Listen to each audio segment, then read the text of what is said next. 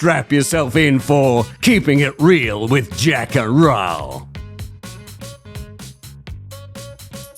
Welcome back, Keepers, to another episode of Keeping It Real with Jac and Ral. I am Gabrielle Dolan, and beside me is the fabulous Jac Phillips. Thank you, Ral. You're right. You're right. I am Jac Phillips. This podcast is about some predictions for 2026. Now, I know it's March already. Can you believe the year is flying by? But you wrote a post on this, I think it was the end of last year. It could have been the start of this year, and I really liked it. I said, hey, Jac, that's a podcast episode. You're very good like that, I must say. In fact, every post we write is probably a podcast episode. Yeah, in most cases. Maybe. Unless we're writing the post about promoting Keeping It Real. Yeah. That would be like this spiral. That's right, a bit of a downward spiral. It's like when you look at mirrors and mirrors and mirrors. So you're just going to take us through your predictions, what you're seeing of 2026. One of the great things about predictions is it doesn't matter if they're wrong, right? Because it's just a prediction. I'm not saying this is fact. I'm not saying this is exactly what's going to happen.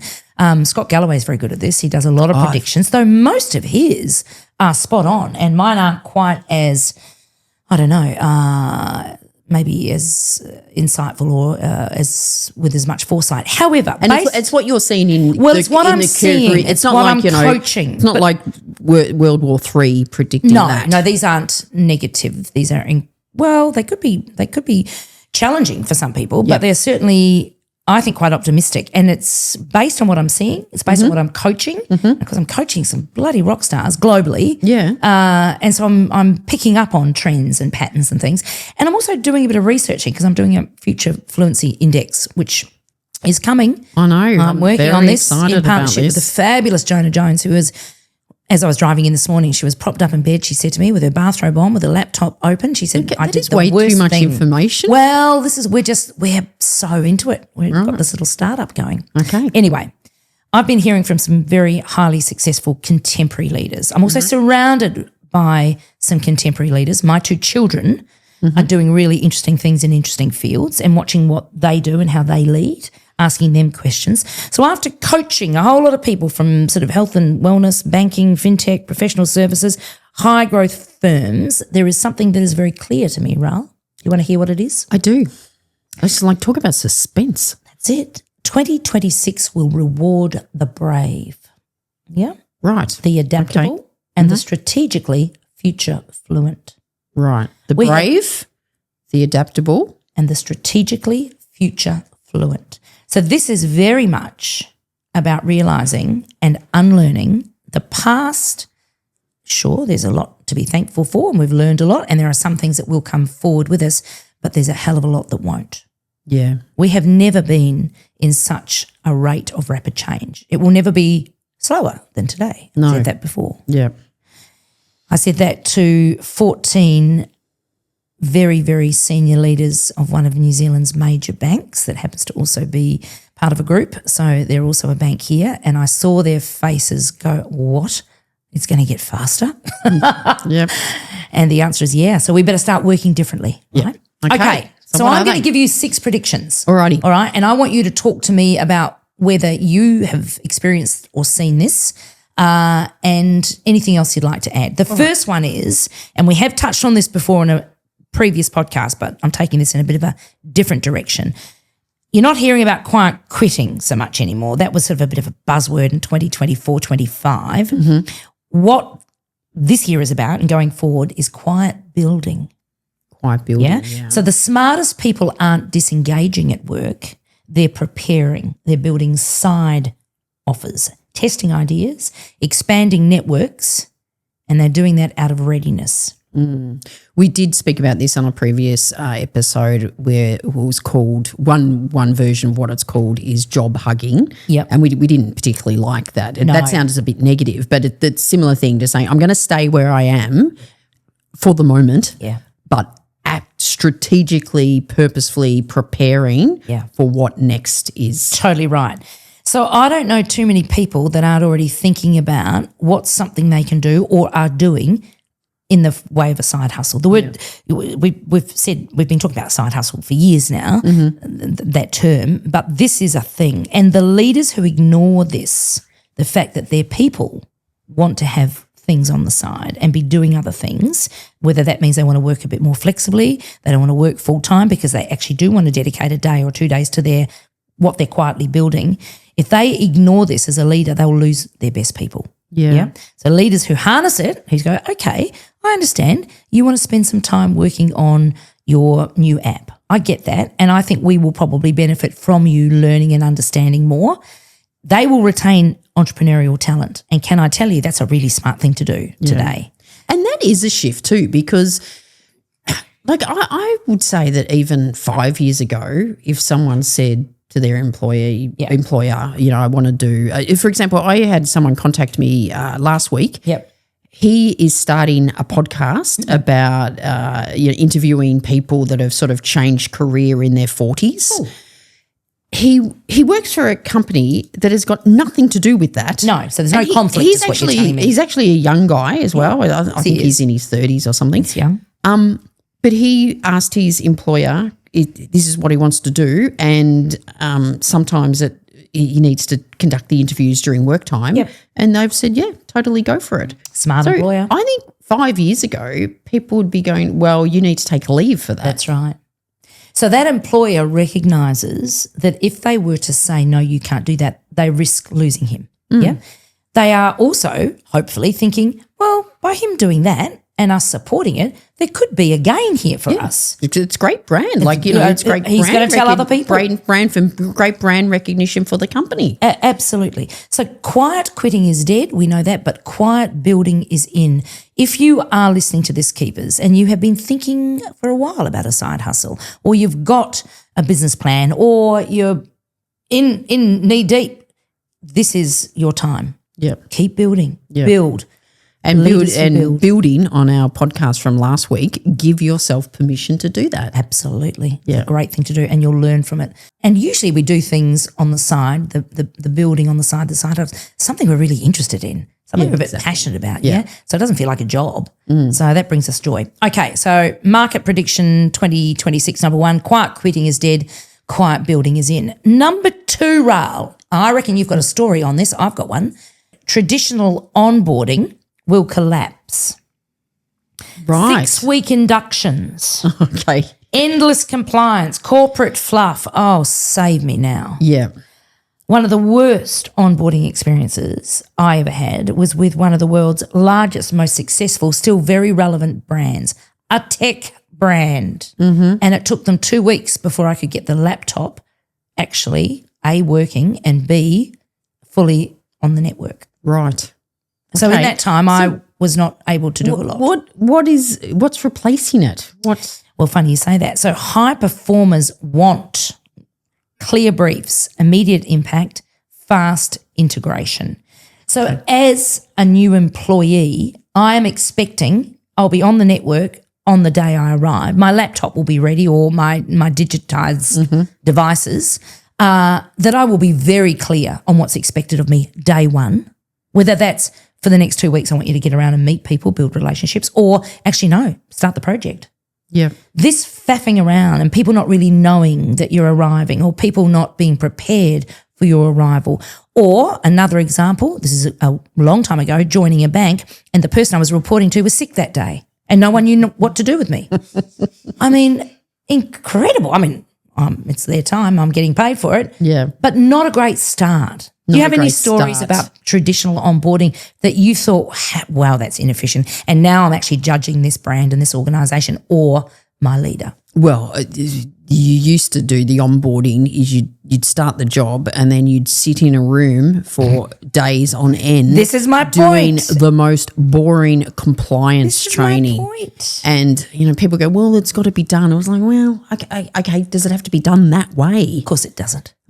So some of the best induction programs is when it's leaders. You might be sitting in a room for a couple of days, maybe, I don't know. But there's leaders are coming in sharing stories around, and the stories are around the values and the culture and the behaviour, so you know what's expected. Correct. But there's Can you imagine Jess, Alex, Maddie, or Lewis being told sit in a room for a week? They wouldn't do it while we brief you. Yeah. Now, first of all, before you start, there's an opportunity to read things, to get access to things. Yeah. You know, why wouldn't a leader use that opportunity before they've even started and give them information if they want it? Absolutely. I mean, and they will. Yeah. It's helpful so you can hit the ground running day one. But this idea that you sit in a room for a week, or that people aren't ready for you, or that you can't get the devices working, that is BS. It really is. So I wonder also too if it's a case of people aren't staying in jobs for years and years and years. No. You don't want to, like, they could just be there for a year. You don't want to. it could be there 6 months, depending on a few things. So, yeah, it's interesting what's driven that change, and maybe it's just a realisation that it's not effective. Correct. Yeah. It's inefficient. Yeah. And I think also people's patience for Yeah. it is Yeah. like nonsense. So market prediction number 2 when it comes to careers in 2026, traditional onboarding will collapse. Think F1 pit crew speed induction, not corporate snail pace is what I wrote. Okay. So just watch that one. All right. We will. You'll like this one because I think you'll relate to it entirely. Prediction number 3. Solo operators will form power collectives. I'm watching this. You're doing this. I'm doing this. Yeah. The future isn't the big 4, you know, whether that be banks, consultancies, agencies, whatever big might be. It's small, it's elite, it's senior collectives. These are senior people, trusted experts teaming up to do projects, calling in a mate who you know and saying, do you want to come and work with me on this, So it's not bloated BS. Yeah. Yeah. It's not, hierarchy. It's high trust, high impact fluency. That actually, when you said that, reminds me of almost our political system now, where the collection of independents are almost becoming The power. The power. Spot on. So yeah, I see that. I actually see that quite a fair bit with boutique consulting agencies. Where they will contact me and they want to bring you in as a partner. They're pitching to do this big amount of work. Yes. I don't work for them and I'm never going to work for them, but they'll bring me in to do the storytelling component or the presentation component. And because, the big 4, like if we're talking about professional service firms, more and more companies are wanting a more boutique experience. They absolutely are. But also think about the solo operators. This is about people like us, So we're independently employed. Mm-hmm. I've got 4 or 5 things on the go. You've got 2 or 3. Mm-hmm. Well, no, you've probably got 4 or 5. When I think about, you often tell me about, I got a call the other day from X. They'd love me to go and do some work in Morocco. Yes. Yeah. So these power collectives, X is saying, I know a group of people that will absolutely be able to deliver on something really, really cool. Yes. So solo operators actually forming power collectives. You're going to see more of this. You're not seeing a lot of it yet, but you will see more of this. Yep. And I'm already seeing it and I'm loving it. Yeah. I'm loving also it. too, a lot of, we've spoken, how things, well, you just said at the start, like things are moving so quickly. Fast. That there's like these experts popping up. Yes. And not in the traditional ways, and normally they're a lot younger. Yeah. Especially around AI stuff. Oh, it's just like this 25-year-old is the expert in this. So absolutely. Yeah, that's interesting. It is interesting. I've been listening to some awesome podcasts that Louis has been sending me, and there's one example that comes to mind of an 18-year-old who, with 2 other mates, has created an app that's just been sold. And they've sold it for hundreds of millions. Mm-hmm. It's been going 18 months. And now his challenge is, does he go to college or not? Right. Because he's got 3 other apps on the go and he's building and building and building. And he's a solo entrepreneur, if you will, that builds power collectives, creates things and sells them and then says, what's next? Right. You're going to see more and more of this. So traditional industries, there's an 18-year-old in a back room, tap, tap, tappity tap, and they will form power collectives and start taking over the world, people. Okay, scary. Watch this space. Yep. Prediction number 4. I definitely want your thoughts on this. The CV is fast becoming irrelevant. Oh, thank God.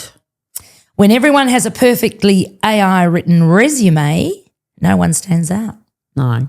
What matters instead? I've got a template for this. I've created a template. I'm going to actually do a post with Lucy.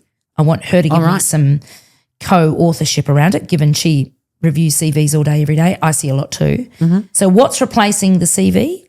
A portfolio of impact. 2 pages. Proof of Portfolio outcomes. of impact. So this POI. isn't, let me share with you in chronological order my last 20 years. Yeah, because you know what? Boring. I think so first of all, always boring. I think potentially what's driving this, I don't know, but my thoughts is what you did 10 years ago is irrelevant. It's becoming irrelevant. Well, yes and no. Well, yeah, not totally. It depends how you position Correct. what you did 10 Correct. years ago.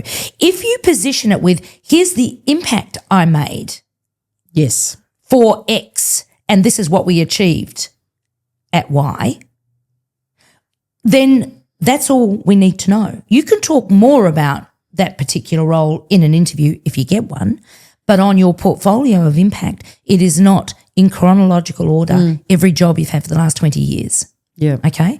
Talk about the brand or the business, but the impact you had there, 2 or 3 quick bullets, and definitely ensure that it is backed up or validated with some data, right? Yeah. Proof of outcomes. Yeah. Yeah. Why am I the expert storyteller in expert business storyteller? Because I've written 5 books on it, because I've studied it, because I do it, because I advise on it. Yep. Here's my impact. Yep. Here's what's changed when I go into a company and help them. Yeah.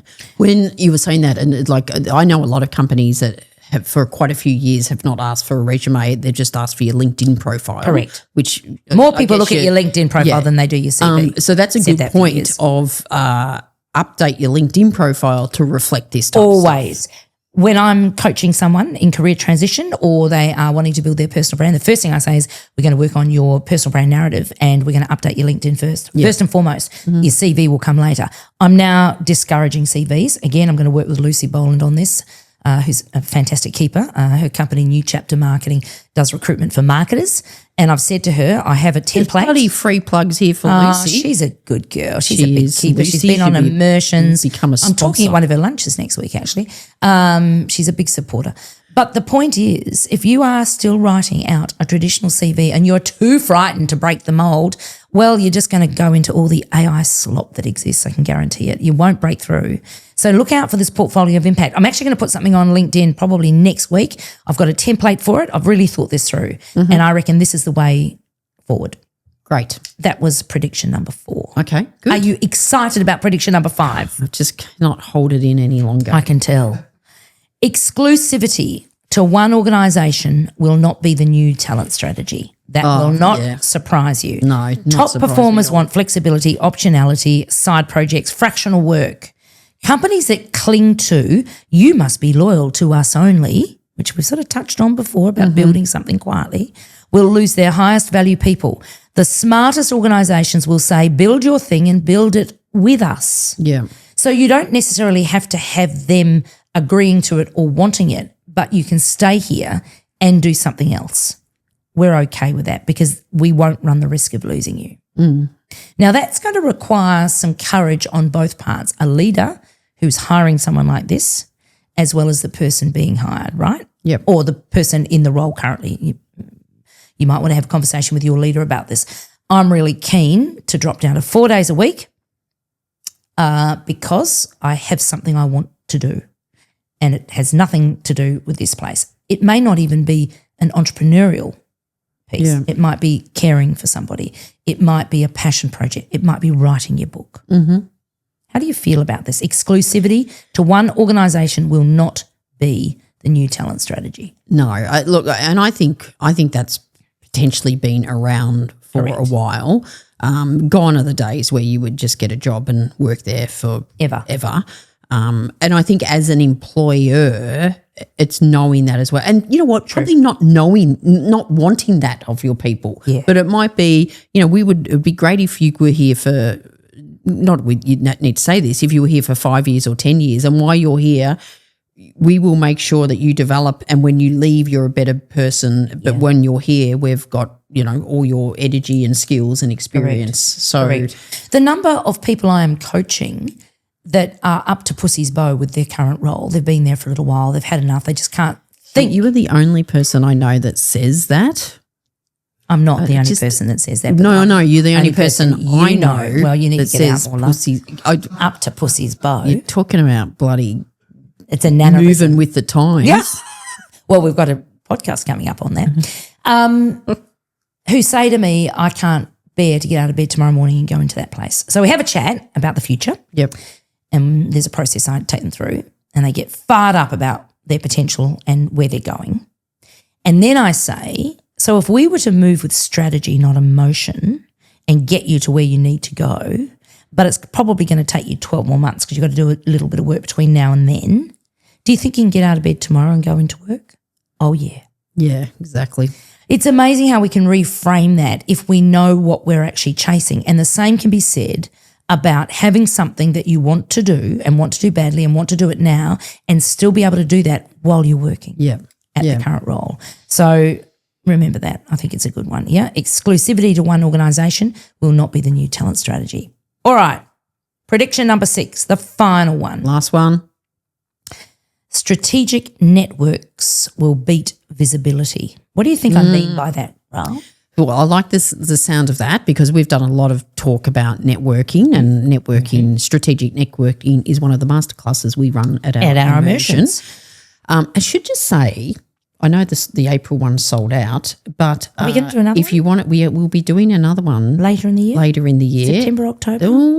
We will probably, and if you want to find out about that and you want to be one of the very first people to find out about that, then let us know and on the Patreon. Become a Patreon subscriber, and you not only get access to live events early notice, but there's so many masterclasses on there that Jac and I have put up that it would just priceless, cost hundreds of dollars, and for a tiny little fraction. We've reduced the price to make it more inclusive for everyone. Because so if you want to come on a future immersion, is what we're saying, and you want to build your network, and you want it to be a strategic network, 'cause I'll just bring us back to where we were. Prediction number 6: strategic networks will beat visibility. So this is So what I was thinking, it's about who's in your strategically saying, are the people in my network, will they help me get what I want? Correct. It's not about knowing more people. It's about knowing the right people. Yeah. So not just the right players, people knowing you. Correct. Not just the players, and I put in brackets here, cheerleaders, but the payers, the decision makers. Yeah. I like that. The players, not the players, the stayers. We want the payers. So one of the things I also do when I'm coaching people that are ready for transition, looking at new careers, whatever, it's can we do some stakeholder mapping? I've spoken to you about this before. I want you to write down, and we did this at Harvard as well, of course, and we do it on our immersions. We do. List out the people in your network that are pretty important to you, and they list them out, and I say, righto, how important are they going to be for you going forward? At least 50%, if not 60%, aren't. So this is an evolving game, strategic networks. It's not just about being out there and being on LinkedIn a lot and knowing lots of people. I'm going to go to a lot of events and meet lots of people. It's about knowing the right people. So the most future successful leaders won't be the loudest. They'll be the most strategically connected. You and I are pretty connected. We are. We can help people quickly. I get at least, and I think you do too, one request a day from somebody saying, hey, Jac, would you know of someone that fits this brief? I'm looking for them. And I love responding to that. Yep, I do know people. And I love helping others. I get a lot from that. I like we often say, what got you here won't get you there. Correct. And that's the same with your network. So, what network helped you in the past may not necessarily help you in the future. And it's not about like ditching people, but it's where it's been strategic. It's been strategic. Move with strategy, not emotion. You're exactly right. Excellent. So that's the 6th prediction. Strategic networks will beat visibility. But look, essentially the leaders who are going to win this year and beyond, they are future literate. They're looking forward. They're not looking in the rear vision mirror. Oh, but that's what I know and that's what I've always done. That's going to bring you undone very fast. They're commercially sharp, They can see how you monetize things. They can see where revenue gets generated. They're prepared and they're bold and they're courageous to come up with new ideas. They're emotionally regulated. They're not flying off the handle, bouncing off the walls. What do you mean by that? But they're able to actually comprehend things quickly and move with strategy. They're adaptable. They recognise what might not work and they might experiment and try things and, that's not going to work. Okay, I'll move on.